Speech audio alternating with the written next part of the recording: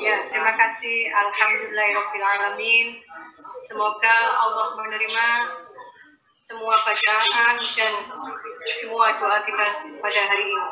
Amin. Alhamdulillah, sekarang sudah masuk setengah 7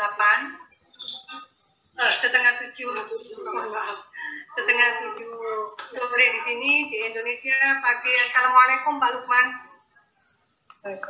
Waalaikumsalam warahmatullahi wabarakatuh. Di sini setengah 6 pagi. Dengan ini saya buka resmi untuk membuka waktu dan tempat saya serahkan kepada Pak Lukman untuk memulai kajian surat tafsir Al-Fatihah. Dan Pak Lukman, saya sudah menjadikan Pak Lukman co-host, barangkali nanti mau membagikan materi. Monggo. Monggo. Assalamualaikum warahmatullahi wabarakatuh. Mohon maaf, suaranya agak dikeraskan sedikit mungkin Pak Lukman. Kurang keras nggih? Bismillahirrahmanirrahim. Alhamdulillahirabbil alamin wassalatu wassalamu ala asyrafil anbiya'i wal mursalin. Sayyidina wa maulana Muhammadin wa ala alihi wa ashabihi ajma'in. Rabbi shrah li sadri wa yassir li amri wahlul 'uqdatam min lisani yafqahu qawli. Rabbi zidni ilma warzuqni fahma. Amin ya rabbal alamin.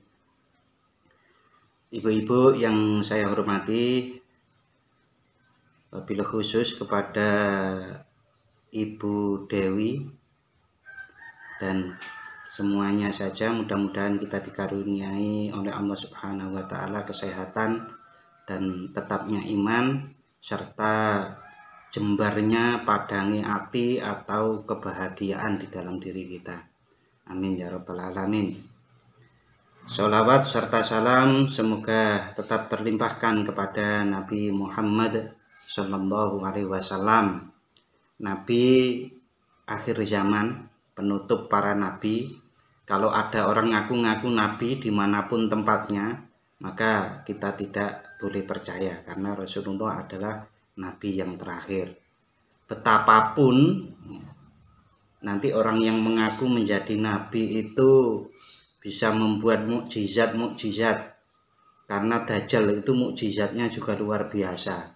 Ya, diceritakan di hadis-hadis, Dajjal itu mukjizatnya sampai bisa menghidupkan orang mati. Bahkan di tangan kanannya membawa neraka, di tangan kirinya membawa surga. Banyak kebahagiaan yang akan ditawarkan oleh Dajjal. Nah, kita tidak boleh percaya kalau nanti ada mukjizat-mukjizat yang seakan-akan itu kemudian mereka termasuk Dajjal itu mengaku menjadi utusan Allah. Ibu-ibu dan saudari-saudari yang saya hormati, berbahagia sekali saya diberi kesempatan untuk bersama-sama kita ngaji. Kita ngaji bareng mawon di sini. Ngaji bareng, kita diskusi. Kalau saya ada yang salah, mohon juga diingatkan. Biar tidak kemana-mana, saya akan share materi pada kesempatan hari ini.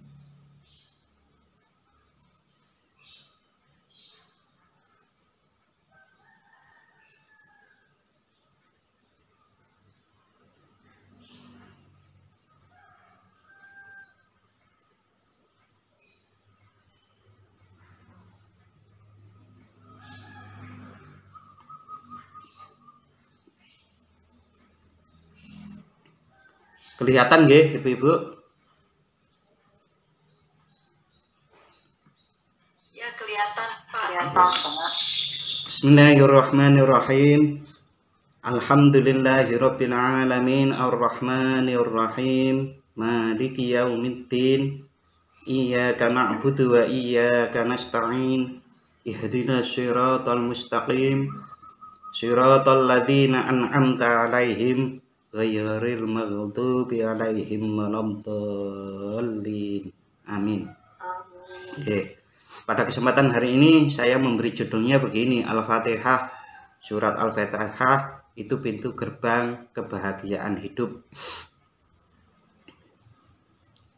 Saya sekarang ini dosen Universitas Islam Indonesia Yogyakarta, lalu juga mengasuh majelis Syabati, majelis zikir, majelis pengajian, majelis taklim.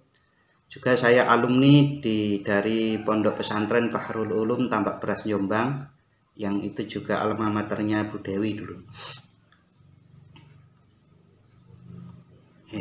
Saya akan mengasih pengantar begini. Ada orang-orang yang mengalami hidup sering gelisah. Banyak nggih Bu? Orang hidup yang gelisah nih, banyak. Paling enggak saya tahu ada di sinetron. Wah, kalau sinetron di sana enggak ada kali ya. Hidup sering gelisah, merasa salah posisi hidup. Jadi apapun itu salah. Di mana-mana itu merasa salah. Jadi apapun salah. Keluarga bermasalah, troublemaker lingkungan. Troublemaker lingkungan itu seperti kalau ada orang itu pasti masalah ada, sehingga orang selalu mencoba menghindarinya. Ada juga tidak rukun dengan saudara, apalagi kalau sudah masalah warisan. Lalu kemudian saling menipu dalam bisnis. Wah, itu banyak sekali. Pemimpin tidak adil itu tidak harus presiden, tidak harus gubernur, tapi kita sendiri itu adalah pemimpin. Bapak-bapak itu pemimpinnya keluarganya, ibu-ibu pemimpin dari anak-anaknya, anak-anaknya memimpin juga dirinya. Apalagi kalau anak-anak di sekolah juga menjadi ketua OSIS kalau di Indonesia, atau ketua-ketua yang lain. Nah, kita itu selalu menjadi pemimpin. Nah, kalau ada pemimpin yang tidak adil, nah, itu banyak sekali menurut saya. Sekarang ini banyak sekali. Nah, ekspresi orang-orang yang seperti ini itu adalah yang hidupnya seperti gelisah, itu sama seperti di foto ini. Nah, apa-apa susah pokoknya. Padahal sudah pakai jas, pakai dasi, luar biasa ya. Nah, atau seperti ini. Kalau ini katakanlah orang yang kaya, ini orang yang belum seberapa kaya gitu ya. Tapi di mana-mana kaya maupun tidak bisa menjadi susah. Hidup sering gelisah, merasa salah posisi hidup, keluarga bermasalah, troublemaker lingkungan, tidak rukun dengan saudara, saling menipu dalam bisnis, pemimpin tidak adil, itu bisa terjadi pada siapapun, baik itu orang kaya, orang miskin, pemimpin maupun bukan. Orang yang berilmu tinggi ataupun orang yang tidak berilmu dalam pengertian sekolahnya hanya lulusan SD gitu. Tetapi itu bisa terjadi pada siapa saja. Nah, orang-orang seperti ini oleh Allah Subhanahu wa taala difirmankan di dalam surat Thaha ayat yang ke-124 nih. Yang 124 nih, 123 nih kelengkapannya nih, biar tidak putus nih. Dan barang siapa berpaling dari peringatanku, maka sesungguhnya baginya penghidupan yang sempit, dan kami akan menghimpunkannya pada hari kiamat dalam keadaan buta. Nah, penghidupan yang sempit ini, ibu-ibu, saudari-saudari yang saya hormati, ini oleh di dalam tafsir Ibnu Katsir disebutkan, baginya penghidupan yang sempit itu adalah tiada ketenangan baginya dan dadanya tidak lapang. Bahkan selalu sempit dan sesak karena kesesatannya. Walaupun pada lahirianya ia hidup mewah dan memakai pakaian apa saja yang disukainya, memakan makanan apa saja yang disukainya, dan bertempat tinggal di rumah yang disukainya. Sekalipun hidup dengan semua kemewahan itu, pada hakikatnya hatinya tidak mempunyai keyakinan yang mantap, tidak mempunyai pegangan petunjuk, bahkan hatinya selalu khawatir, bingung, dan ragu-ragu. Mereka-mereka itu terus-menerus tenggelam di dalam keraguan-raguannya. Hal inilah yang dimaksud dengan penghidupan yang sempit. Ibu-ibu dan saudari-saudari, tampaknya kalau itu kita bersama-sama bahas, permasalahan itu kan ada ya, tidak di Kanada, tidak di Ponorogo, tidak di Mojokerto, tidak di Kediri, tidak di Sumatera, tidak di Kalimantan. Orang-orang yang mengalami kehidupan yang sempit sebagaimana di dalam Al-Quran tadi, itu kan banyak ya. Saya yakin banyak. Paling enggak kita mampu untuk mencoba melihat diri kita masing-masing, apakah kita itu mengalami walaupun sedikit hal-hal seperti itu. Nah, oleh karenanya ibu-ibu dan saudari-saudari yang saya hormati, sesungguhnya saat kita itu menyebut banyak hal, contoh-contoh di luar diri kita juga mencoba menerapkannya, meneropong, memakai kacamata untuk orang lain, untuk diri kita. Kalau sudah yang di majelis Zoom ini semuanya hatinya sudah lapang, mungkin pengajian ini kan boten perlu nggih Bapak Ibu-ibu nggih. Nah, oleh karenanya itu kita ngaji ini adalah dalam rangka agar kita itu bisa mempedomani Al-Qur'an, termasuk tidak terjadi pada diri kita penghidupan yang sempit dengan makna sebagaimana di dalam tafsir Ibnu Katsir ini. Nah, ini pun tidak berarti hanya panjenengan saja, ibu-ibu saja yang bicara. Saya seperti ini juga sama saja, kadang-kadang mengalami. Nah, oleh karenanya pengajian itu kita sinau bareng-bareng, ngaji bareng-bareng di sini itu adalah samping kita melakukan aktivitas positif, juga kita bisa mengamalkan untuk diri saya pribadi, untuk ibu-ibu dan saudari-saudari yang lain. Nah, berikutnya, apakah memang di dalam hidup kita itu, mengapa kok kehidupan yang sempit itu perlu dihindari? Ini ada beberapa penelitian. Penelitian ini dilakukan oleh ilmuwan-ilmuwan yang mempublikasikan melalui jurnal. Di situ disebutkan bahwa ini kebahagiaan dianggap oleh banyak orang sebagai tujuan akhir dalam hidup, dan memang pada kenyataannya setiap orang menginginkan kebahagiaan. Ini Frey dan Stadzer 2002.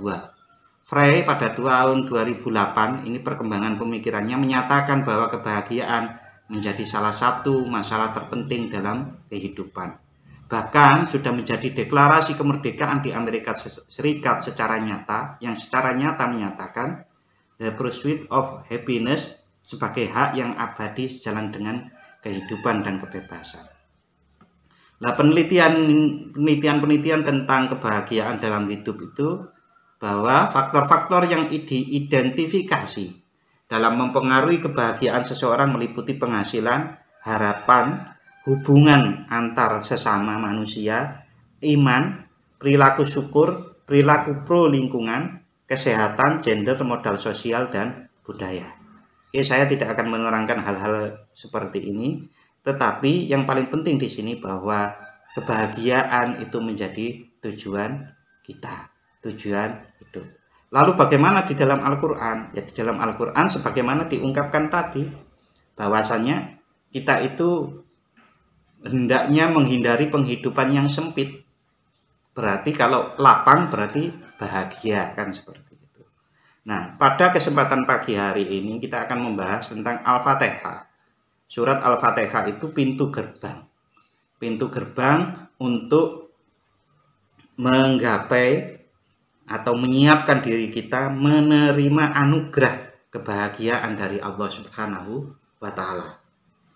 Di dalam satu hadis yang diriwayatkan oleh Imam Ahmad, Imam Muslim, dan imam-imam hadis yang lainnya, disebutkan, ya, ini hadis qudsi, qala Rasulullah sallallahu alaihi wasallam, qala Allah Ta'ala, qasamtu as-sholata baini wa baina abdi nisfaini. Allah berfirman, saya membagi sholat. Sholat ini dimaknai sebagai membagi Al-Fatihah. Baini, antara Allah wa baina abdi dengan orang-orang yang membaca Al-Fatihah. Nisfaini menjadi dua bagian. Jadi Allah membagi dua bagian di dalam surat Al-Fatihah itu antara untuk Allah dan untuk hamba yang membacanya. Wali abdi ma sa'al, untuk hambaku akan memperoleh apa-apa yang dia minta. Fa idza qala al-abdu, tatkala hamba itu membaca alhamdulillahi rabbil alamin, maka Allah menjawab, qala Allah ta'ala hamidani abdi, hambaku memujiku. Wa idza qala ar-rahmanir rahim, tatkala hamba itu membaca ar-rahmanir rahim, qala Allah ta'ala, Allah menjawab, asna alayya abdi, hambaku memujiku. Wa idza qala maliki yaumiddin, tatkala kita membaca, hamba itu membaca maliki yaumiddin, qala Allah menjawab, majjadani abdi, hambaku mengagungkanku. Wa qala marratan fawwada ilayya abdi, atau ya, saat kita membaca maliki yaumiddin ini Allah menjawab satu saat tertentu, fawwada ilayya abdi, hambaku memasrahkan kepadaku perkaranya. Fa idza qala iyyaka na'budu wa iyyaka nasta'in, tatkala hambaku membaca iyyaka na'budu, kepadamulah, hanya kepadamulah ya Allah kami menyembah, wa iyyaka nasta'in, dan hanya kepadamulah ya Allah kami memohon pertolongan. Allah menjawab, qala hadza baini wa baina abdi, Allah menjawab, hadza baini wa baina abdi, ini adalah antaraku dan antara hambaku. Wali abdi ma as'al, untuk hambaku apa yang dia mohonkan. Wa idza qala, dan tatkala kita seorang hamba membaca Al-Fatihah sampai pada ayat ihdinas siratal mustaqim siratal ladzina an'amta 'alaihim ghairil maghdubi 'alaihim waladdallin, Allah menjawab, hadza li abdi wa li abdi ma sa'al, ini untuk hambaku dan hambaku sebagaimana ia minta. Ibu-ibu, saudara-saudari, luar biasa Allah Subhanahu wa taala memberikan satu janji kepada kita bahwa kalau kita membaca surat Al-Fatihah maka kita akan diberikan apa yang kita minta. Maka di sini saya memberi satu kalimat, manfaat surat Al-Fatihah adalah sesuai niatmu. Itu ibu-ibu dan saudari-saudari. Jadi kalau kita membaca Al-Fatihah itu manfaatnya itu adalah untuk diri kita itu sesuai niatnya.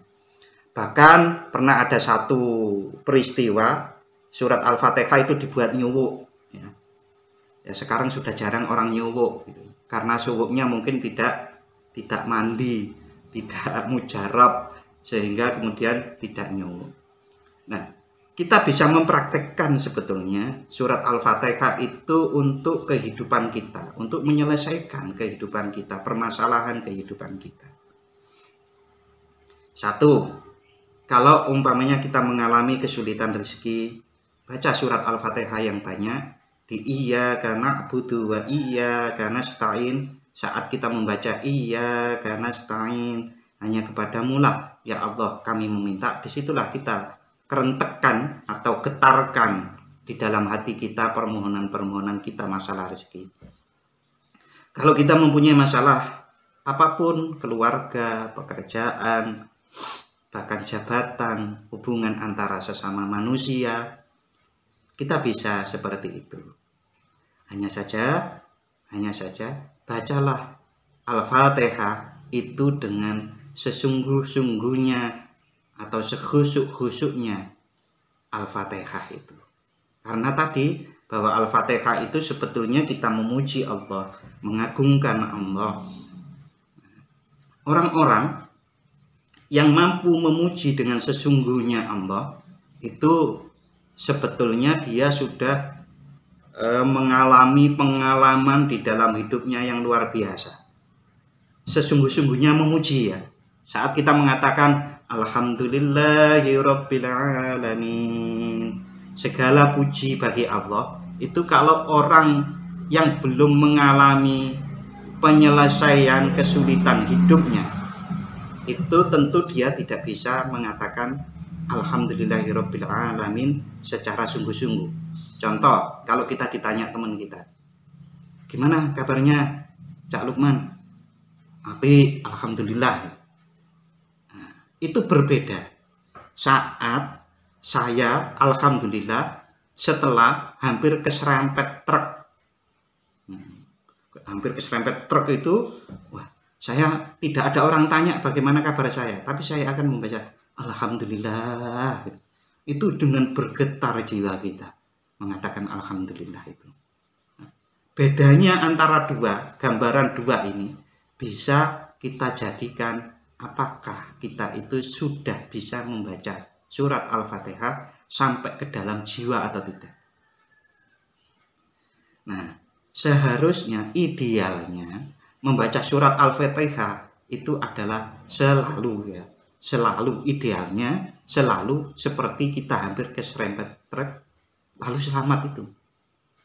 Nah, sehingga kalau kita di dalam sholat membaca surat Al-Fatihah sampai seperti itu, nah itu sholat kita mungkin lama nggak terasa. Seandainya ada jemuran mau kehujanan itu sudah nggak ingat. Itu karena kita begitu menghayati surat Al-Fatihah. Nah, kalau di dalam hadis-hadis tadi disebutkan bahwa hambaku membaca alhamdulillah, membaca ar-Rahmanir-Rahim dan yang lain-lain. Makna membaca di dalam hadis, di dalam ayat Al-Quran itu adalah bukan hanya dengan lisan kita, tetapi membaca itu adalah keseluruhan diri kita. Membaca kok secara keseluruhan diri niku pripun? Contoh, saya ketemu teman saya kemudian saya tanya, gimana kabarnya? Alhamdulillah bagus Cak Lukman gitu. Tetapi indera keenam saya, insting saya itu bilang, teman saya ini kok wajahnya kurang ceria ya, pasti ada masalah. Itu namanya juga membaca. Jadi membaca di dalam Al-Quran, dalam hadis seperti kul, katakanlah Allahu Ahad, Allah adalah Esa. Itu pengertiannya bukan Esa kita mengucapkan di lisan, tapi keseluruhan diri kita itu tadi. Nah, bahasa sederhananya membaca secara lahir dan batin. Itu sederhananya. Tetapi di dalam diri kita kan ada logika, ada akal pikiran, ada hati, ada fitrah, ada ruh. Kalau kita mampu membaca dengan keseluruhan potensi yang dianugerahkan oleh Allah kepada kita, maka itulah membaca yang sesungguhnya.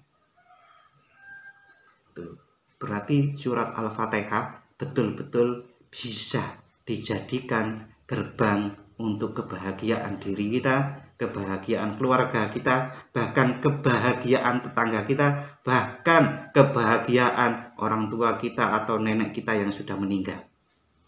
Kita hadiahkan Al-Fatihah, begitu. Termasuk guru-guru kita dan yang lain-lain. Oke, mungkin biar tidak sepaneng, apa kita dialog dulu. Saya tawarkan, ada pertanyaan enggak terkait dengan yang saya sampaikan sampai di sini? Ya, silakan Ibu-Ibu, barangkali ada pertanyaan bisa disampaikan langsung kepada Pak Lukman. Kalau pertanyaan, insya Allah Pak Lukman mungkin bisa menjawab. Kalau masalah hutang mungkin tidak bisa. Gimana? Kalau belum ada pertanyaan, mungkin bisa dilanjut Pak Lukman. Belum, nggih. Monggo Bu Feni mau tanya. Assalamualaikum Pak Ustaz. Waalaikumsalam warahmatullahi wabarakatuh. Aslinya mana Bu Feni? Oh, aslinya kalau saya lahirnya Jakarta, Pak. Nggih. Aslinya Jakarta. Tinggal di Kanada sudah berapa lama? Kalau nggak rahasia ya boleh ya dijawab. insya Allah 13 tahun tahun ini. Alhamdulillah. Saya aja kepingin ke Kanada belum kelakon jenengan 13 tahun. Nggih, monggo Bu Feni. Ya, ini menarik banget apa namanya, surat yang pertama, surat yang memang tiap hari kita baca. Tapi kalau misalkan kita punya keinginan, itu minimal itu ada berapa kali yang harus kita ucapkan, atau di jam-jam tertentu, atau gimana Pak? Pertanyaannya saya ulang ya. Kalau kita mempunyai keinginan tertentu lalu membaca surat Al-Fatihah itu berapa kali, di jam berapa gitu kan. Kalau orang Jawa nanti ditambah Bu, di malam Jumat Legi atau malam Jumat Kliwon, malam Jumat Pon, ngoten nggih Bu. Tapi saya mencoba menjawab. Cukup sekali tapi khusyuk. Kapanpun. Nah, itu khusyuk itu adalah keterhubungan diri kita dengan Allah. Semakin kita itu terhubung dengan Allah secara baik, kualitas tertinggi hubungan manusia dengan Allah itu adalah kualitas Rasulullah SAW. Lalu kita meniru bagaimana Rasulullah SAW itu sampai begitu khusyuk. Yang pertama untuk khusyuk itu tentu paham surat Al-Fatihah itu sendiri. Karena Al-Fatihah itu adalah sebuah surat yang dinamakan dengan Ummul Quran, ibunya Al-Quran atau induknya Al-Quran. Maka untuk memahami surat Al-Fatihah dengan baik, itu pahami Al-Quran. Oke, satu. Gimana Bu Feni? Sulit nggih? Enggak Pak, ya. Oke, ada jalan yang lain. Ada jalan yang lain sebetulnya. Baca surat Al-Fatihah banyak-banyak. Kalau bahasa Jawanya itu mbok menawa. Mbok menawa itu apa ya, bahasa Indonesianya apa ya mbok menawa itu? Barangkali barangkali di antara banyak yang kita baca itu ada satu saja yang khusyuk, maka itu akan bisa terkabul doa-doa kita. Maka para ulama itu sudah merumuskan beberapa, di antaranya adalah membaca surat Al-Fatihah sampai 100 kali gitu. Nah, kalau saya pernah dikasih oleh guru saya itu 111 Bu. 111. Itu yang berat, mungkin beratnya menengah. Yang ringan kita membaca Al-Fatihah 1 kali, Iyyaka nasta'in diulang 11 kali. Niku kan ringan. Nggih. Itu ringan. Nah, pas waktu wa iyyaka nasta'in, nah, itu di dalam dada kita kerentek, bersitan hati kita, kita mohon penyelesaian dari permasalahan yang kita alami. Tapi 1 kali saja Bu. Satu permintaan saja. Kalau di Indonesia hari ini itu Bu Feni itu namanya Minggu Kliwon Bu. Ini hari ini Minggu Kliwon. Saya bukan Minggu Kliwonnya yang mau saya bahas.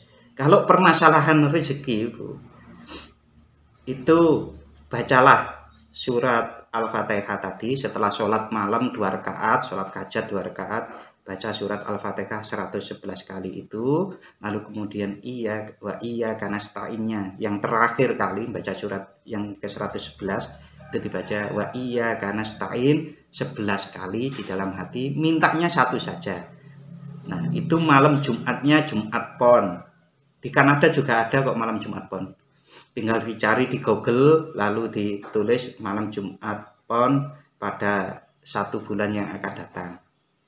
Kalau permasalahan belajar itu malam Jumat lagi. Kalau permasalahan, wah saya kok jadi kayak mendukun ini.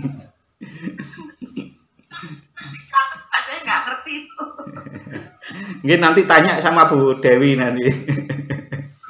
Oh iya. Nggih. Jadi seperti itu nggih, Bu. Yang pertama yang perlu kita lakukan adalah memahami surat Al-Fatihah dengan sebaik-baiknya, dengan selengkap-lengkapnya, lalu kemudian kita membaca dengan pengetahuan kita itu. Nah, kalau memang merasa belum bisa satu kali khusyuk, diulang-ulang, mengulang-ulangnya ya yang banyak ya 111. Kalau yang mau sedikit ya sekali tadi itu, tapi wa iya karena nasta'innya diulang 11 kali. Bagusnya itu setelah sholat hajat 2 rakaat di malam hari atau malam setelah jam 12 lah, jam 12 atau menjelang subuh itu. Nah, kita doanya satu saja karena nanti kan malam Jumat kan banyak, sehingga kita bisa mengulang membaca lagi malam Jumat ini masalah ini, malam Jumat masalah ini gitu. Jangan banyak-banyak, satu kali saja. Itu Bu Feni. Terima kasih banyak Ustaz. Sama-sama, mudah-mudahan bisa diamalkan. Ada yang lain? Assalamualaikum. Waalaikumsalam, Bu Bida. Bu Bida, silakan Bu Bida. Pak Ustadz, ini saya hanya berbagi pengalaman sebagai mana tadi Ibu Feni menanyakan mengenai apa bermanfaat mungkin ya. Semua surat khasiatnya banyak. Nah, ini hanya pengalaman saya. Bu. Kebetulan saya hanya kan belajar mengaji dengan orang Somalia di sini. Beliau itu hafiz Quran sekarang di Kanada. Dari Somalia tapi tinggal di sini. Nah, saya belajar ngaji dengan beliau. Nah, itu sama beliau tuh waktu itu kan kita kan belajar surat Al-Fatihah. Ya kan, jadi diulang-ulang bagaimana pengucapannya sehingga kita benar-benar khusyuk, terus kita mengerti bacaannya. Nah, beliau juga memberikan advice kepada kami itu keluarga, kalau misalnya mau minta sesuatu gitu kan, atau artinya hajat, atau ketika kamu mau membaca iya karena budu, iya karena stain, kamu boleh di situ ya seperti tadi Pak Ustadz bilang, misalnya ingin sesuatu gitu, kamu ya pantengin gitu, mau ini gitu kan.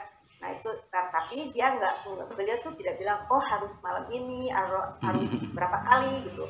Hanya ketika kamu baca surat Al-Fatihah di dalam sholatmu itu kamu minta kepada Allah. Dan ya saya ya awal Pak Alam di sawah ya, karena kan kita juga manusia tetap harus berusaha dengan apa yang kita inginkan gitu. Nah, saya sering terus saja berdoa gitu kan dalam setiap saya sholat. Ya alhamdulillah berdoa segala puji Allah, saya benar-benar semua apa yang selama ini saya inginkan, walaupun saya punya ini, tapi Allah memberikan jalan lain yang ternyata lebih ya Allah lebih tahu rencana kebaikan untuk saya gitu. Tapi alhamdulillah saya ini kadang nggak percaya gitu ya, ini benar apa gitu kan? Kan kadang-kadang saya juga berpikir jangan-jangan dosa gitu, kita mengandalkan hanya dengan surat Bismillah gitu, tapi kan ya ustadznya bilang it's okay gitu, nggak apa-apa, itu kan meminta kepada Allah gitu. Tadi ihdinas siratal mustaqim, iya kan nasta'in. Ya alhamdulillah saya bukan membuktikan, artinya sudah merasakan itu gitu, alhamdulillah. Mungkin Bu Penny nanti bisa mencoba gitu pengalaman yang pernah saya rasakan. Ini hanya share pengalaman aja Pak Ustadz. Jadi sama seperti Pak Ustadz tadi bilang bahwa manfaatnya itu sangat banyak. Itu Pak Ustadz yang saya. Terima kasih Bu Bida. Ini artinya kalau di dalam dunia keilmuan itu ada yang namanya ilmu yakin. Ilmu yakin itu teori. Ainul yakin itu adalah pengalaman. Hakul yakin, pengalaman yang dirumuskan menjadi keyakinan. Jadi seperti Bu Bida, ini adalah sebuah pengalaman. Jadi semakin mantap lagi, ini adalah sebuah bukti dari teori gitu kan. Nanti bisa ditingkatkan lagi itu kalau bisa merumuskan pengalamannya itu menjadi teori baru. Nah, itu namanya hakul yakin, itu seperti itu. Jadi gitu Bu Bida, terima kasih atas penguatannya gitu nggih. Bu Feni cukup nggih? Ya Pak, makasih Nggih. banyak. Oke. Ya, terima kasih. Nggih, sebelum pertanyaan yang lain, kita sekarang menuju, kan ini tadi ada kata kuncinya, bacalah surat Al-Fatihah dengan sekhusyuk-khusyuknya. Di antara cara untuk mengkhusyukkan, untuk agar kita itu khusyuk adalah kita memahami surat Al-Fatihah. Nah, pada kesempatan hari ini kita mencoba memahami surat Al-Fatihah. Nah, surat Al-Fatihah itu secara umum, sebagaimana saya share di layar ini, ibu-ibu dan saudari-saudari, ini Bismillahirrahmanirrahim sampai terakhir ini bisa dijadikan menjadi 4 fase menuju tawakal. Tawakal itu sama dengan Muslim. Muslim itu adalah orang Islam, itu adalah orang yang berpasrah kepada Allah Subhanahu wa Ta'ala dengan sepenuh-penuhnya. Itulah Muslim. Jadi kalau ingin menjadi Muslim seutuhnya, sebagus-bagusnya, berarti harus lebih tawakal kepada Allah. Tawakal kepada Allah itu manut kepada Allah, turut kepada Allah, taat kepada Allah. Itulah tawakal. Jadi tawakal itu bukan pasrah gitu, bukan, tetapi tawakal itu adalah manut, taat kepada aturan Allah. Semakin kita bertawakal berarti semakin Muslim kita, tapi dengan tawakal yang definisi yang benar. Untuk menuju tawakal yang lebih baik lagi itu kita bisa memahaminya dengan surat Al-Fatihah.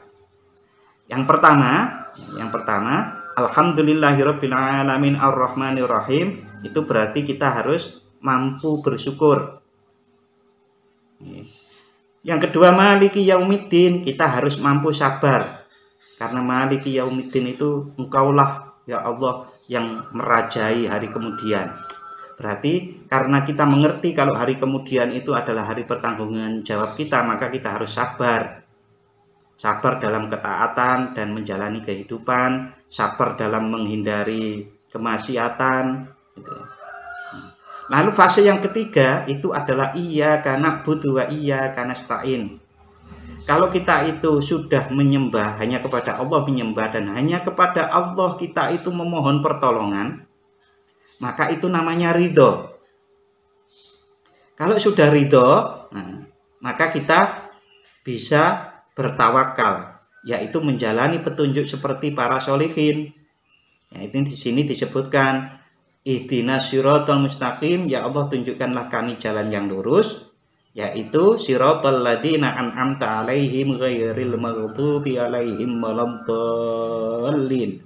Yaitu jalannya orang-orang yang Engkau beri nikmat kepada mereka, bukan jalan orang-orang yang Engkau murkai, maupun bukan juga jalan orang-orang yang tersesat. Orang yang dimurkai itu contohnya Fir'aun.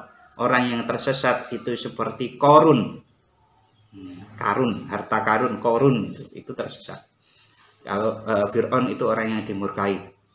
Nah, kita memohon petunjuk kepada Allah untuk melalui kehidupan ini sebagaimana kehidupannya para nabi, para rasul. Ya, kalau diturunkan menjadi sekarang para ulama yang ulama billah, kita tiru. Nah, untuk bisa bersyukur, sabar dan ridho dan sampai tawakal ini, maka kita perlu memahami pedoman hidup kita, yaitu Al-Quran. Ya, alhamdulillah ini sudah dimulai dengan memahami dengan surat Al-Fatihah. Ya, untuk memahami Al-Quran termasuk surat Al-Fatihah ini, Syekh Abdul Qadir Jailani mengajak memahami Al-Quran secara lahir dan batin. Memahami Al-Quran itu secara lahirnya itu aspek lahiriah atau eksoterik atau formalnya, yaitu memahami berdasarkan teks yang memunculkan dalil, asumsi, dan spekulasi, tapi baru dalil, asumsi, dan spekulasi. Tetapi kalau kita memahami aspek batinnya, esoterik atau spiritual, yaitu berdasarkan moral atau ibroh, rasa atau zauk, suara hati, demonstrasi atau burhan, penyikapan, kasaf, dan penyaksian al-ayan, maka kita akan memahami Al-Quran dengan lebih baik. Nah, contoh sederhananya ya, kalau Al-Quran itu Allah di dalam Al-Quran, wahai orang mukmin, gitu, jalankanlah puasa Ramadan, diwajibkan kepada kalian untuk berpuasa Ramadan. Berarti puasa Ramadan itu adalah dalilnya. Aspek batinnya puasa Ramadan itu kita harus menahan keinginan-keinginan kita, termasuk apalagi keinginan yang jelek. Karena kalau kita umpamanya ghibah di bulan Ramadan, pas puasa Ramadan, maka kita bisa menjadi batal puasa kita. Apa hikmahnya? Berarti hikmahnya puasa Ramadan, manfaat batinnya itu adalah mengajari kita menahan diri. Kalau sudah menahan diri, nanti kita akan bisa mendapatkan kebahagiaan. Itu wujudnya kebahagiaan yang pertama pas buka puasa. Nah, di dalam kebahagiaan waktu buka puasa itu, kita aspek spiritualnya adalah mengalihkan bahwa, oh, betapa kalau kita itu menahan keinginan kita untuk taat kepada Allah, kita akan diberi kebahagiaan. Maka hati itu menjadi terang benderang.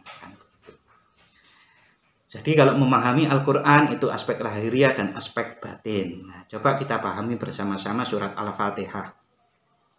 Pertama kita ayat Bismillahirrahmanirrahim. Apakah Bismillahirrahmanirrahim ayat pertama surat Al-Fatihah ini merupakan perintah atau kabar? Di dalam surat Hud ayat 41 Allah berfirman, wa qala rkabu fiha bismillahi majraha wa mursaha inna rabbi laghafurur rahim. Dan Nabi Nuh berkata, naiklah kamu sekalian ke dalamnya dengan menyebut nama Allah di waktu berlayar dan berlabuh. Sesungguhnya Tuhanku benar-benar Maha Pengampun lagi Maha Penyayang. Ibu-ibu, saudari-saudari, coba dibayangkan di dalam kondisi yang begitu darurat, banjir besar seperti itu yang sudah tidak ada tempat berpijak untuk menyelamatkan diri. Orang kan buru-buru naik kapal Nabi Nuh waktu itu. Kok masih bisa Nabi Hud itu mengingatkan umatnya, naiklah kamu dengan menyebut nama Allah. Berarti kan penting sekali nih menyebut nama Allah. Kondisi darurat loh itu. Nggak banyak orang kondisi darurat itu masih bisa seperti ini. Nah, itu menunjukkan bahwa Bismillahirrahmanirrahim, menyebut nama Allah itu sangat penting. Dalam satu hadis disebutkan, ini hadis nih, kullu amrin la yubda'u fihi bi bismillahirrahmanirrahim fahuwa ajdam. Kullu amrin, setiap perkara, la yubda'u fihi, yang tidak dimulai bi bismillahirrahmanirrahim dengan membaca secara lahir batin tadi, membaca bismillahirrahmanirrahim, maka perkara tersebut akan buntung itu tidak barokah, kebaikannya terputus. Ini kan menunjukkan bahwa betul-betul bismillahirrahmanirrahim itu adalah sebuah perkara yang sangat penting. Walaupun para ulama kemudian mengambil hukumnya bahwa kita mau melakukan perbuatan baik, membaca bismillah itu adalah bukan wajib tapi sunnah.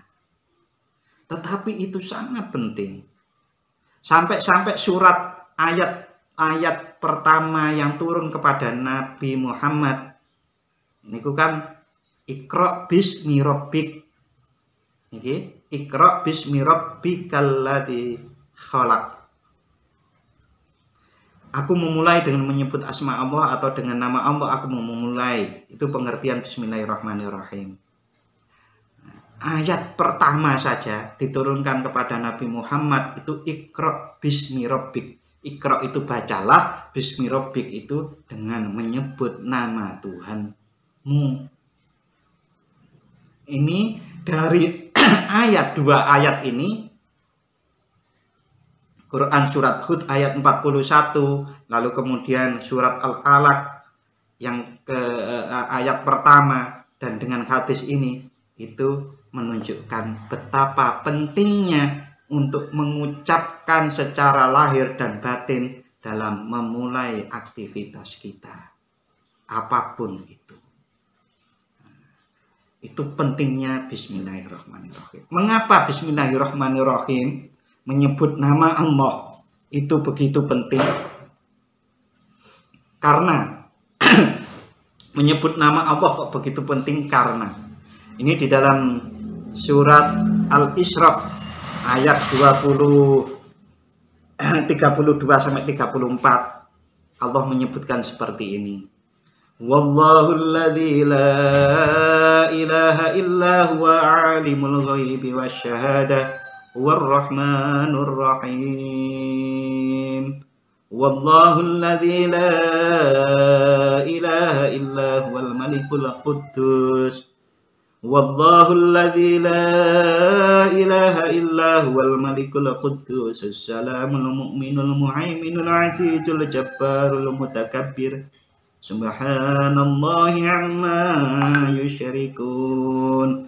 Wallahul khaliqul bari'ul musawwiru lahul asma'ul husna.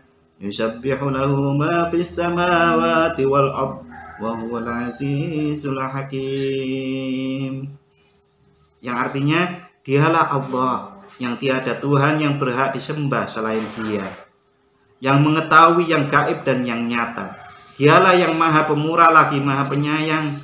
Dialah Allah yang tiada Tuhan yang berhak disembah selain Dia. Raja yang maha suci, yang maha sejahtera, yang mengaruniakan keamanan, yang maha memelihara, yang maha perkasa, yang maha kuasa, yang maha memiliki segala keagungan. Maha suci Allah dari apa yang mereka persekutukan. Dialah Allah yang maha menciptakan, yang mengadakan, yang membentuk rupa, yang mempunyai nama-nama yang paling baik. Bertasbihlah kepadanya apa yang ada di langit dan di bumi.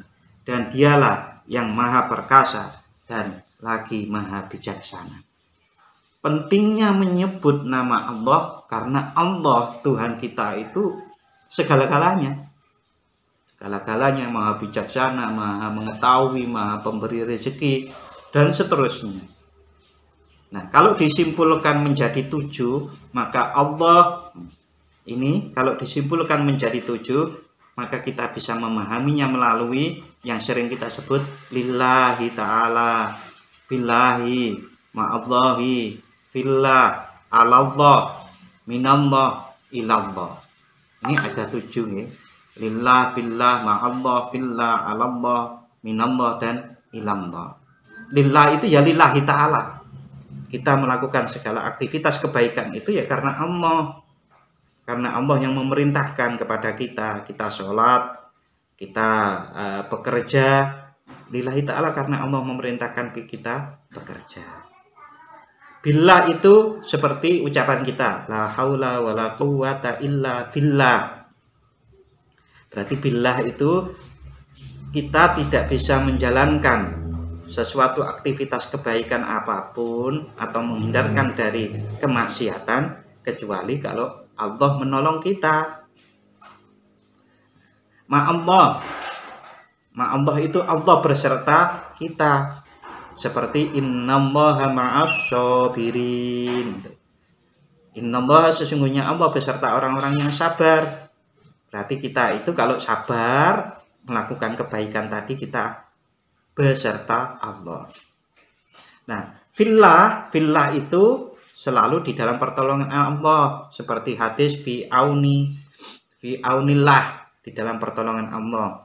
Orang itu selalu di dalam pertolongan Allah kalau menolong orang yang lain, menolong manusia yang lain, bahkan menolong makhluk yang lain. Kalau kita menolong makhluk yang lain, kita ditolong Allah. Allah itu seperti bismillahi tawakkaltu 'alallah. Bertawakal kepada Allah. Bismillahi tawakkaltu 'alallah kalau kita mau berangkat kemana-mana itu. Itu maknanya. Minallah. Ya, minallah itu karena kita diciptakan oleh Allah. Karena diciptakan oleh Allah dan menuju Allah, ilallah. Nah, inilah tujuh kata kunci untuk memahami ayat ini. Kalau kita mengucapkan bismillah dengan menyebut nama Allah, maka kita secara lahir, secara batin mencoba mengkhusyukkan dengan seperti ini. Nah, kalau kita khusyuk di dalam membaca bismillah saja, belum Al-Fatihah loh ini, bismillah saja, maka itu sudah menggetarkan jiwa kita, kekhusyukan kita terbangun. Maka saat kita berdoa dengan Al-Fatihah tadi, baru bismillah seperti itu, maka sudah akan menjadi sangat sambung kita dengan Allah Subhanahu wa Ta'ala. Nah, kalau sambung khusyuk seperti itu, nah doa yang bagaimana yang tidak dikabulkan kepada oleh Allah. Allah juga berfirman seperti ini, ud'uni astajib lakum, berdoalah kepadaku, niscaya akan aku kabulkan. Pasti dikabulkan. Nah, Pak, saya dulu itu minta mobil Mercy enggak dikabulkan oleh Allah. Nah, itu karena Allah maha mengetahui, maha bijaksana. Kalau dikasih Mercy itu tidak menjadi baik kehidupannya, malah tidak menjadi baik. Contohnya bagaimana? Naik Mercy, banyak orang yang mengagumi, setelah dikagumi banyak orang menjadi sombong, kan malah tidak baik hidupnya. Oke, sampai sini dulu, baru bismillah, belum ar-Rahmanir-Rahim, kita tanya jawab lagi dulu. Gitu ibu-ibu, saudari, ada yang mau memberikan pertanyaan? Monggo, silakan ibu-ibu.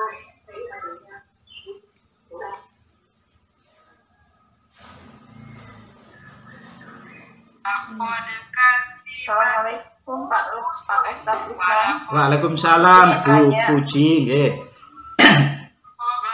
Pak Ustadz tadi bilang kalau bismillah itu penting dan harus sunnah ya, sunnah yang dianjurkan untuk dibaca.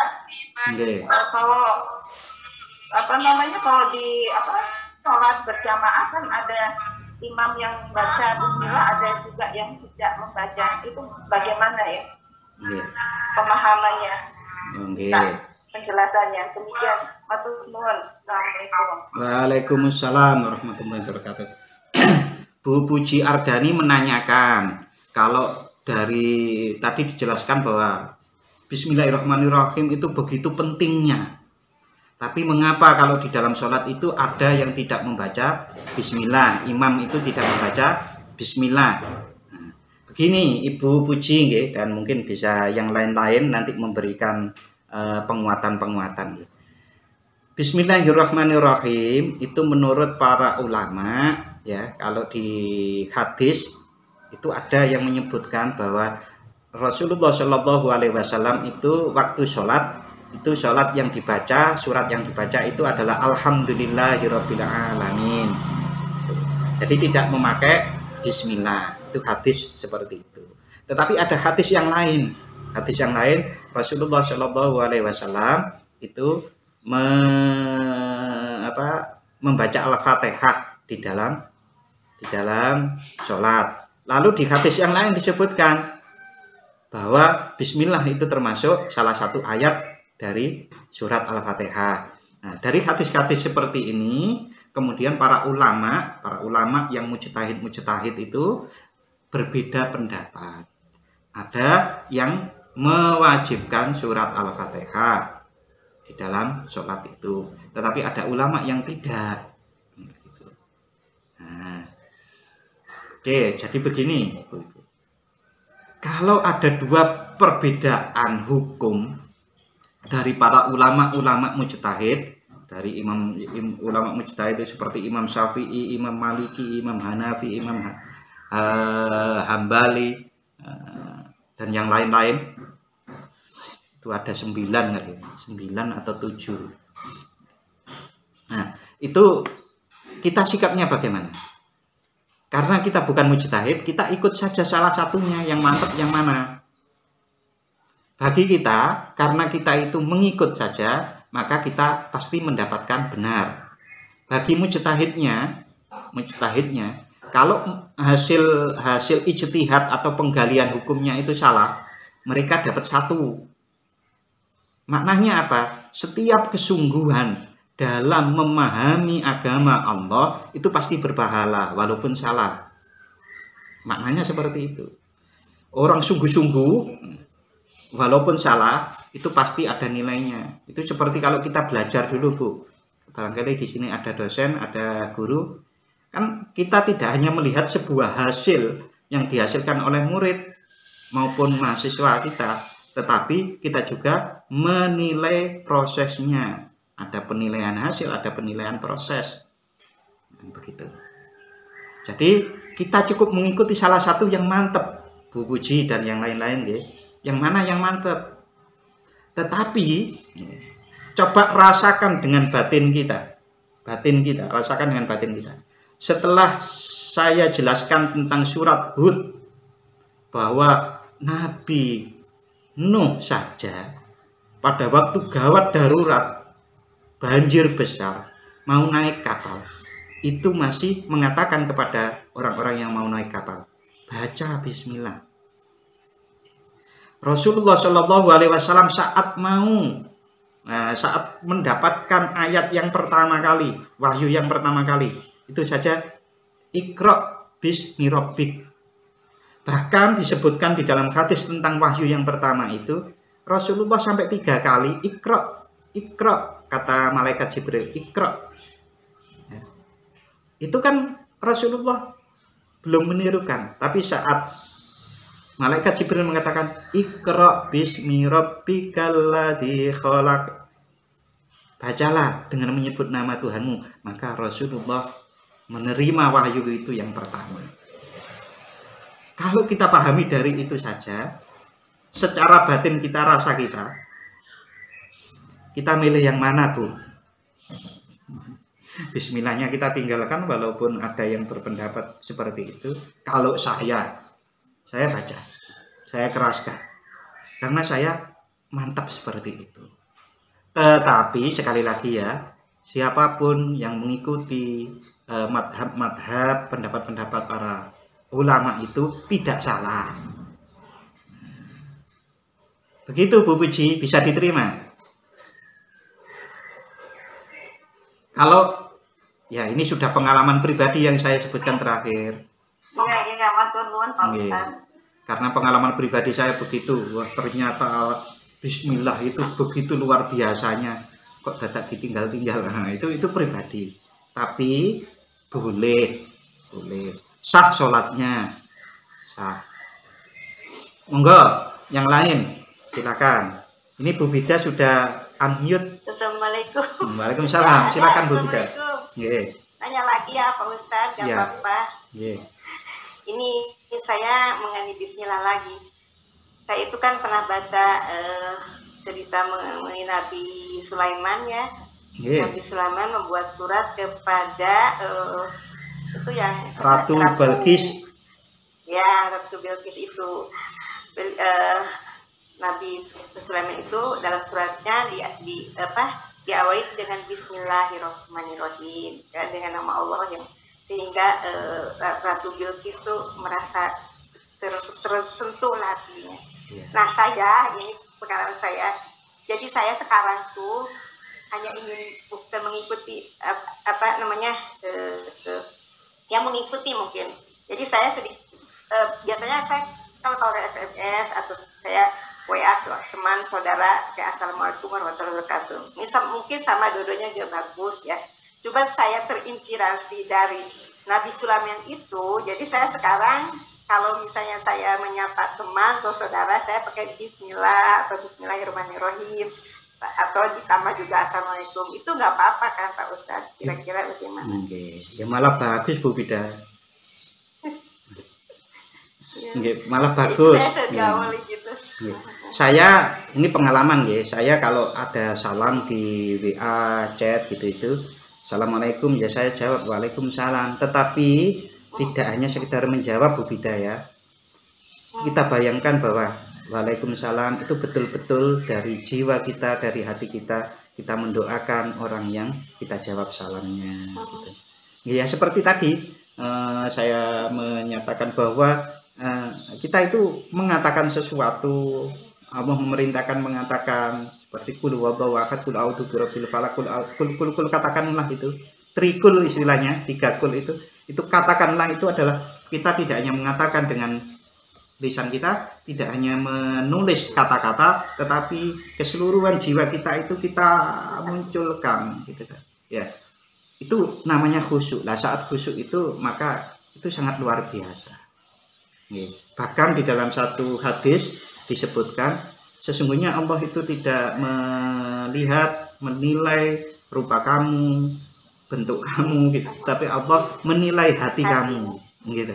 Nah, maka kita harus betul-betul mengelola hati ini agar bisa kemudian bisa betul-betul kita khusyuk kepada apapun yang kita ucapkan, apapun yang kita doakan gitu.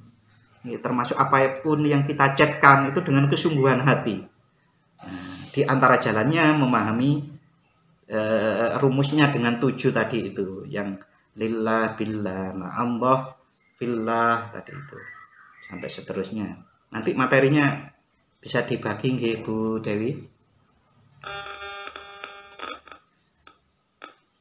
Oke, ada yang lain? Kita lanjut.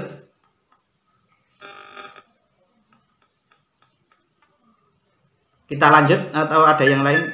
Oh, Bu Anna. Assalamualaikum. Waalaikumsalam. Ya, saya mau tanya Pak, kita kan di sini di Kanada tuh hidupnya ada tantangan lain ya, kan secara budaya dan agama juga kita beda di sini.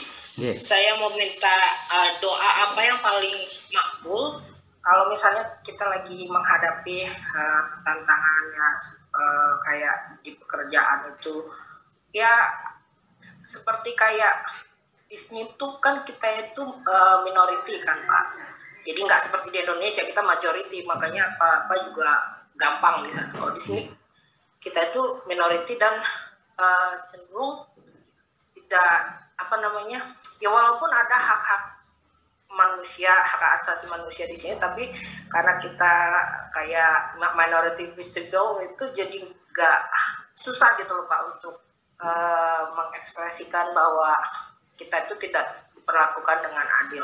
Nah, doa seperti apa yang bisa kita panjatkan pada Allah supaya kita itu bisa lebih tenang, lebih ya namanya udah di jalan Allah, apapun yang terjadi, jadi kita lebih tawadu, lebih ikhlas.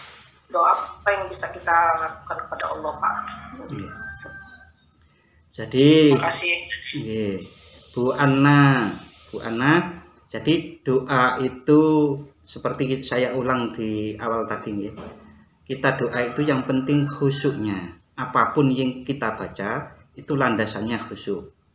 Kita bisa menggunakan surat Al-Fatihah tadi karena Allah di dalam hadis tadi menyebutkan bahwa kalau kita membaca surat Al-Fatihah itu lalu kita berdoa di dalamnya, Allah akan mengabulkan apa yang kita pinta. Kalau tambahannya mungkin ya, tambahannya yang bisa kita baca diantaranya saya diajari oleh guru saya ya Kiai Haji Jamaluddin Ahmad di Pondok Pesantren Bahrul Ulum di Jombang itu Allahumma sabbit imanana wa nawwir qulubana wa barik lana fima a'taitana wa sallimna fid dunya wal akhirah. Allahumma nawwir qulubana, Allahumma sabbit imanana wa nawwir qulubana wa barik lana fima a'taitana wa sallimna fid dunya wal akhirah. Allahumma sabbit imanana, ya Allah kuatkanlah iman kami. Wa nawwir qulubana, dan terangilah hati kami. Wa barik lana fima a'taitana, dan berilah keberkahan untuk apa-apa yang telah Engkau anugerahkan kepada kami. Nah, apa-apa yang dianugerahkan itu ya mulai rezeki, anak, keluarga, lingkungan termasuk lingkungan itu kan kita bertempat di satu tempat itu kan sudah dianugerahkan oleh Allah. Nah, kita berdoa di situ dengan Allahumma barik lana, Allahumma sabbit imanana wa nawwir qulubana wa Allahumma sabbit imanana wa nawwir qulubana wa barik lana fima ataitana. Berkahilah terhadap apa-apa yang telah Engkau anugerahkan kepada kami. Itu termasuk lingkungan itu, Bu Ana. Salimna, dan selamatkanlah kami fit dunya, di dunia, wal akhirah, dan akhirat. Ini apa, ini sudah di doa ini itu hampir semua sudah. Allahumma sabbit imanana itu adalah satu-satunya yang paling penting yang harus kita jaga, yaitu keimanan kita itu. Nah, kita mohon kepada Allah untuk ditetapkan iman kita. Nah, wa nawwir qulubana, dan terangilah hati kami. Terangilah hati kami itu kalau dalam bahasa Indonesia kan, bahasa Indonesianya bahagiakanlah hati kami. Karena hati yang terang, orang kalau hatinya yang terang di dalam keadaan gelap pun, maka dia merasa terang. Tetapi kalau orang yang hatinya gelap di dalam keadaan yang terang pun, maka dia akan terasa gelap. Bisa diterima nggih, Ibu-ibu? Iya Pak, makasih. Nggih. Al-Fatihah itu dibaca, kalau mau dibaca lagi yang lain doa itu tadi. Oke, ada yang lain atau kita lanjutkan dulu? Kita lanjut dulu nggih. Kita lanjut berikutnya. Ini Allah. Bismillah. Oke, ini saya sebutkan di sini kunci bahagia adalah ingat Allah. Di dalam surat Ar-Ra'd 28 disebutkan ala bi dzikrillahi tatma'innul qulub. Ingatlah, hanya mengingat Allah lah hati menjadi tentram. Loh, kan kalau ada pertanyaan seperti ini umpamanya, itu ada orang yang rajin berzikir tapi kok masih suka marah-marah, tidak sabaran, pokoknya bikin kisruh saja gitu. Berarti dia itu baru ingatnya di lisan. Yang namanya ingat Allah itu adalah kesadaran bertuhan kita kepada Allah. Kesadaran kita bertuhan kepada Allah akan menenteramkan hati kita. Nah, bagaimana? Ya itu tadi dengan yang ini tadi. Kita memahami Allah. Dengan yang ini tadi. Syukur, sabar, ridho, tawakal. Tapi semua bisa dilalui dengan sedikit demi sedikit. Sebagaimana kita ketahui, ibu-ibu, Al-Quran itu diturunkan tidak langsung satu kitab, bro. Tetapi Al-Quran diturunkan secara bertahap. Maka kalau mempelajari Al-Quran, mempelajari hal-hal seperti ini itu bertahap. Bertahap, ditafakuri, dipikirkan dalam, kalau orang itu biasanya kan sibuk di siang hari. Nah, malam hari kita bisa fokus untuk mempelajari kembali pelajaran-pelajaran agama kita, pengajian-pengajian kita pikirkan. Kalau perlu dicatat, wah saya kok belum memahami ini ya. Besok saya tanyakan kalau ketemu guru, ketemu ustadz, ketemu kiai, ketemu ulama, dicatat. Nah, itu menunjukkan keseriusan atau kesungguhan kita untuk mempelajari agama kita. Puncak dari agama itu kan Allah.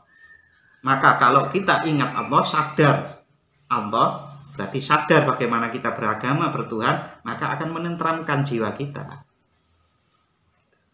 Jadi tidak hanya nuwun sewu nggih, tidak hanya la ilaha illallah, la ilaha illallah. Itu bagus.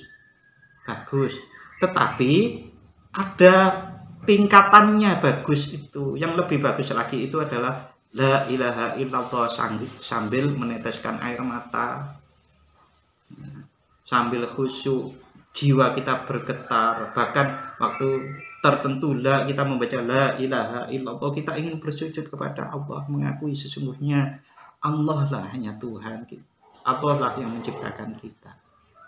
Begitu. Kunci bahagia adalah ingat Allah. Tapi ingat Allah di sini, ingat yang seperti saya jelaskan tadi. Kasih sayang Allah tak bertepi. Kita membahas Ar-Rahman. Bismillahirrahmanirrahim. Ar-Rahmanirrahim. Ini sebuah hadis yang terkenal. Saya baca terjemahannya mawon nggih, Ibu. Rasulullah Shallallahu Alaihi Wasallam memperoleh banyak tawanan perang, ya karena waktu itu kan ada perang, jadi Rasulullah mempunyai banyak tawanan perang. Tiba-tiba ada seorang perempuan dari mereka yang mencari bayinya dalam kelompok tawanan tersebut. Ini kemungkinan bayinya sudah bisa jalan, bayi 3 tahun kan bisa jalan. Kemudian perempuan tersebut mengambil bayi itu, memeluknya, kemudian menyusuinya. Rasulullah Shallallahu Alaihi Wasallam melihat peristiwa tersebut, bertanya kepada para sahabat, menurut kalian, apakah perempuan ini tega melemparkan anaknya itu ke api? Ya, para sahabat kemudian menjawab, demi Allah, ibu itu tidak akan melemparkannya ke api selama dia masih mampu untuk tidak melemparnya. Nggak ada saja dicari-cari kok ketemu, masa dilemparkan, nggak mungkin. Lalu Rasulullah Shallallahu Alaihi Wasallam bersabda, sungguh, nih ada kata-kata sungguh, Allah lebih sayang kepada para hambanya melebihi kasih sayang perempuan ini terhadap anaknya. Hadis riwayat Imam Bukhari, Imam Muslim atau muttafaqun alaih. Artinya ibu-ibu, saudari-saudari, di sini disebutkan, ya, kalau diringkas, kasih sayang Allah itu melebihi kasih sayang seorang ibu terhadap anaknya. Kalau ada pertanyaan, Pak, nyatanya itu kalau Allah Maha Kasih, Maha Sayang, mengapa ada Allah menciptakan kok ada orang miskin, ada orang kesusahan, ada orang yang lain-lain, bahkan ada orang yang kena bencana, kena musibah, kok seperti itu? Iya, gimana? Mengapa kok ada seperti itu, kena orang musibah, ada cobaan dan yang lain-lain? Allah kasih sayang. Nah, begini contoh yang cobaannya. Allah Subhanahu wa Ta'ala, Allah Subhanahu wa Ta'ala mencoba seseorang atau orang terkena sesuatu yang tidak menyenangkan di dalam dirinya, itu bermakna 3. 1, bisa jadi orang itu sedang diuji. Kalau diuji itu berarti dia akan dinaikkan derajatnya. Kasih sayang Allah berarti terletak di dalam Allah menghendaki untuk menaikkan derajatnya. Naik derajat itu berarti kasih sayang Allah. Lalu ada orang yang dikasih sesuatu yang tidak menyenangkan, itu karena itu adalah peringatan. Peringatan, umpamanya kita mau keceblung jurang diperingatkan. Naudzubillah min dzalik, ini hanya contoh. Kita mau keceblung jurang lalu diperingatkan, awas ada jurang. Nah, peringatan-peringatan di dalam hidup kita, sesuatu yang tidak menyenangkan, yang disebut peringatan itu adalah mengingatkan kita agar kita berjalan di rel yang benar. Nah, yang ketiga, mudah-mudahan kita tidak termasuk yang ini. Yang ketiga adalah kita sedang dihukum. Karena kita melakukan kesalahan di dalam hidup kita, maka kita dihukum oleh Allah. Ada 3 itu paling tidak penafsirannya. Allah maha kasih, maha sayang kepada kita. Apa bedanya kasih Ar-Rahman dengan Ar-Rahim? Kalau Ar-Rahman itu adalah kasih sayang Allah diperuntukkan di dunia ini dan di akhirat. Yang di dunia ini untuk seluruh makhluknya. Sehingga ada sebuah hadis, bahkan kasih sayang Allah itu terletak pada seekor kuda yang mengangkat kakinya karena khawatir menginjak bayi kudanya, bayi anak kuda itu. Itu kasih sayang Allah ada di situ. Di hadis yang lain disebutkan kasih sayang Allah itu jumlahnya 100. Yang 99 sudah diaktualisasikan di dunia ini. 99 sisanya dari 100 itu akan dikasihkan oleh Allah saat nanti kita di akhirat bagi orang-orang mukmin. Nah, di akhirat kasih sayang Allah yang di akhirat itulah yang namanya Ar-Rahim. Ini sudah Bismillahirrahmanirrahim. Mau kita lanjut? Pak Lukman. Nggih. Pak Lukman. Nggih. Karena di sini sudah ada maghrib, saya ingin membuka 1 atau 2 pertanyaan lagi kepada Ibu. Insya Allah kita lanjut ke pertemuan bulan depan atau 2 bulan berikutnya. Nggih. Monggo. Saya boleh bertanya, Mbak? Nggih. Boleh, monggo. Saya buka 1 atau 2. Bu Rosida. Pak, saya mau tanya ya tentang sifat Allah yang kasih sayang itu tadi. Nggih. Jadi bagaimana kita itu mensikapi jika ada anak yang lahir di dalam keluarga non-muslim. Di dalam non-muslim, alhamdulillah saya tuh dilahirkan dari keluarga muslim. Jadi saya diajarkan dengan agama Allah sesuai dengan orang tua saya. Yang saya tidak bisa memikirkan itu jika ada seseorang yang dia itu lahir dari keluarga katakanlah Hindu gitu. Dia menyembah dewa kayak dewa gitu. Dan dia tidak tahu atau mungkin istilahnya gaptek lah gitu. Jadi nggak tahu tentang internet atau sesuatu yang kemajuan zaman sekarang di mana segala informasi itu sangat cepat sekali didapat. Tetapi bagaimana dengan kasih sayang Allah? Karena kan dia itu dilahirkan, dia tidak bisa memilih gitu. Jadi memang itu takdir Allah, dia dilahirkan di keluarga yang non muslim atau katakanlah Hindu atau Buddha yang notabene tidak menyembah Allah yang sama gitu, karena dewa atau bagaimana itu. Kalau bagaimana dengan penjelasan Bismillah tadi? Terima kasih. Oke, Bu Rosida, langsung saya jawab nggih Bu Dewi. Bu Rosida, jadi kasih sayang Allah itu untuk kasus yang seperti jenengan ceritakan itu seperti ini. Kalaupun dia itu beragama Hindu, ya, di kitab Hindu sendiri yang namanya Weda, Tripitaka atau Weda, nah itu sudah disebutkan kalau betul-betul orang itu mempelajari kitabnya, orang Hindu tadi, ya, maka dia akan mengetahui bahwa ada utusannya terakhir yang akan datang. Nah, dan itu kalau diterjemahkan menjadi bahasa Arab, yaitu anaknya Abdullah, ibunya Aminah. Itu di dalam kitab Hindu loh, Bu. Artinya yang dibutuhkan seseorang itu adalah bersungguh-sungguh, siapapun itu, termasuk kita ya, bersungguh-sungguh di dalam agamanya. Saat dia bersungguh-sungguh mempelajari kitabnya, pasti dia akan mendapatkan informasi tentang kebenaran Islam, kebenaran Al-Quran, kebenaran Allah. Itu pasti. Karena Allah Maha Adil, Allah tidak akan menghukum secara zalim. Anak-anak Hindu umpamanya yang belum sadar, belum balik lah istilah kita itu, maka dia kalau meninggal tidak akan kena hukuman.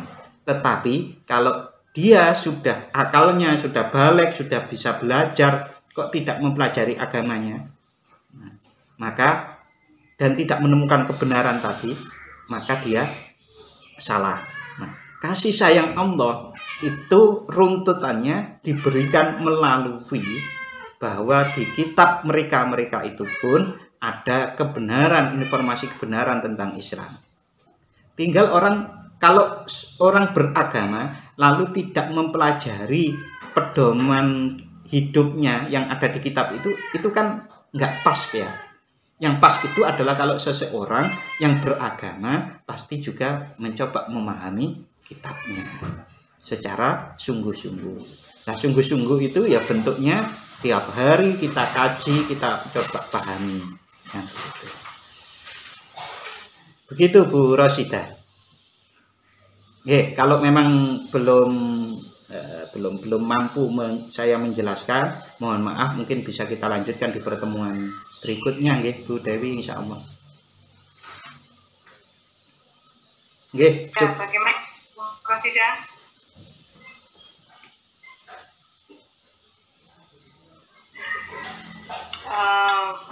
Terima kasih jawabannya Pak. Saya cuman masih agak bingung juga, apalagi dengan adanya hidayah Allah dan dengan orang yang Allah kehendaki itu.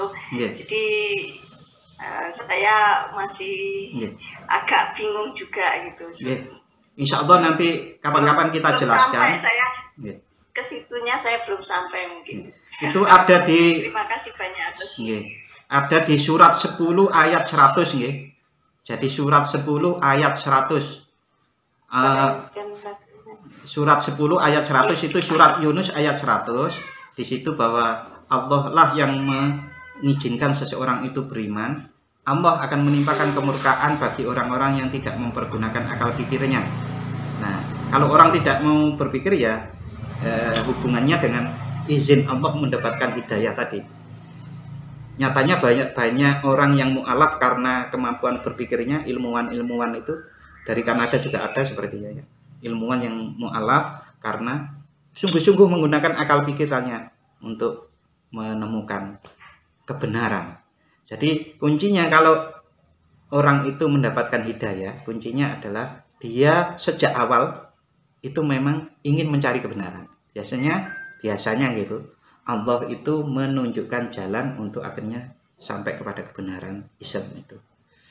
Untuk hari ini cukup. Saya terima kasih sudah diberi kesempatan untuk berbagi di sini, berbagi pengetahuan dan juga berdiskusi bersama-sama. Mudah-mudahan Allah meridhoi kita semuanya. Amin ya rabbal alamin. Terima kasih. Terima kasih.